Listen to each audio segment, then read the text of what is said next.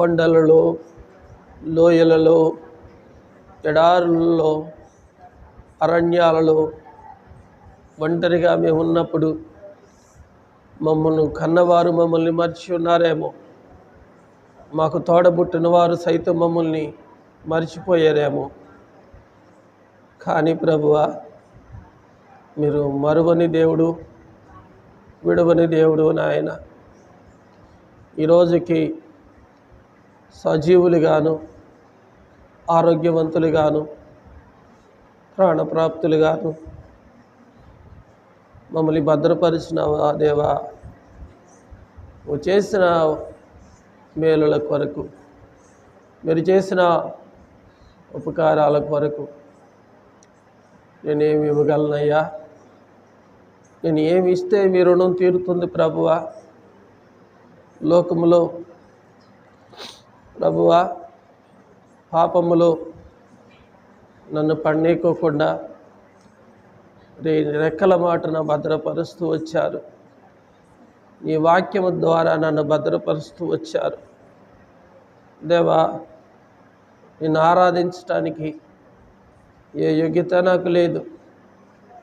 ఆయనను ప్రభువా, పితృపారంపర్యమైన వ్యర్థమైన ప్రవర్తన ద్వారా, వెండి బంగారం వంటి క్షయమైన వస్తువుల ద్వారా మేము విమోచించబడలేదు నాయన.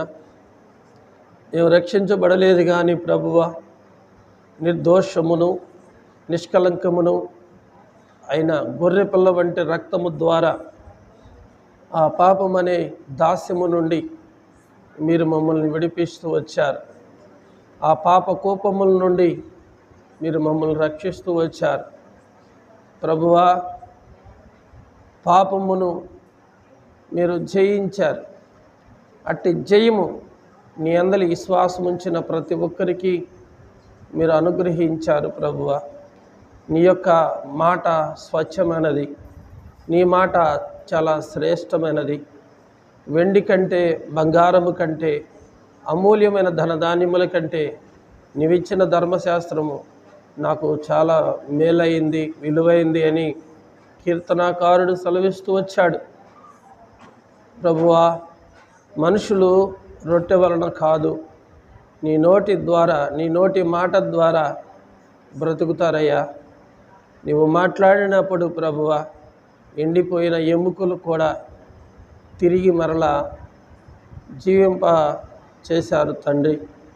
అలాగే మా జీవితాలు మీ చేతుల్లో ఉన్నాయి నాయన. మీరు ఆశీర్వదిస్తే మేము ఆశీర్వదించబడ